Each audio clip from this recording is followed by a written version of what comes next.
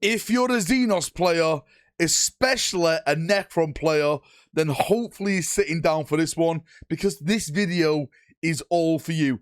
Big things are coming, and I also think this is going to lead into new models as well. So let's jump in and let's get waffling. So let's jump over to this window, and I'm going to explain to you why me, an Imperium, aka Space Marine fanboy, is excited for this, a Necron novel, a TRAZYN the Infinite novel, because this is peak. And I'm not just saying this. The Infinite and Divine, which this is a sequel from, it's down here, the Infinite and Divine, is probably one of the best Black Library 40k books you will ever read. I think I definitely put it into my top 5, maybe even top 3 if I'm feeling spicy. And coming from an Imperial fanboy, that is absolutely wild. There's no way I should be liking this book. But Robert Raff, who writes this series,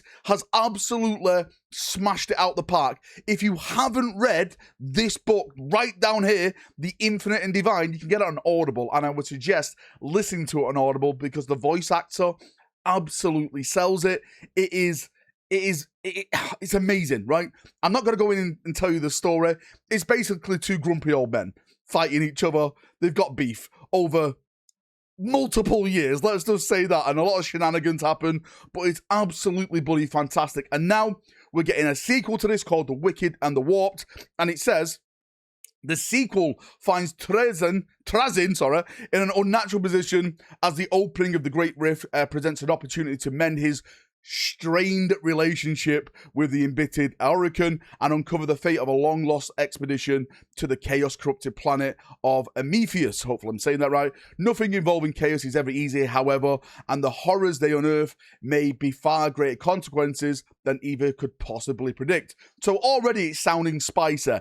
It's going to be Necrons versus Chaos, the Great Rift, everything involved there. I wonder if it's going to mention, like, Archmagos Belisarius Call, because TRAZYN has been working with Call in, some type of format to try and close the Great Rift. So I'm really now excited to see where they go from this and what happens. The chaos aspect of this has got me really excited. I want to see Necrons take on chaos. We don't normally get that in a narrative. The Necrons marching forward and taking on chaos. It's normally like the Necrons marching forward and taking on the Imperium because they're settling on these Necron worlds and, digging too greedily and too deep down into the core, which awakens them up. So yes, really excited now to see where this goes. Now, on to this, let's talk about rumors, because I think this is going to lead into Necron new models. Now, those of you who watch my channel regularly and I go through my rumors, please cast your mind back to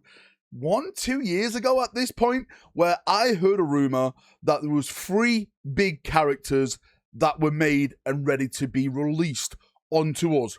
One was Huron, the other was Kato Sicarius, and the other one, of course, is TRAZYN the Infinite. And 2 of those characters have come out. They've been released. We've got Huron, we've got the Red Corsair range, which was fantastic. We've got Kato Sicarius and the Ultramarine stuff that dropped. And then don't mention Ultramarines, right? They're a bit nasty in yesterday's video. You can't mention the Ultramarines. So everyone's been asking Valrak, well, where's TRAZYN then? When's he coming? How is he coming? Why doesn't he have a model yet? It's so bizarre that the TRAZYN model hasn't yet got a refresh, because if you look at the Necron range, they've had so much love. They've had so many amazing characters, but probably the most well-known, well-liked and biggest character out of that range hasn't received that love.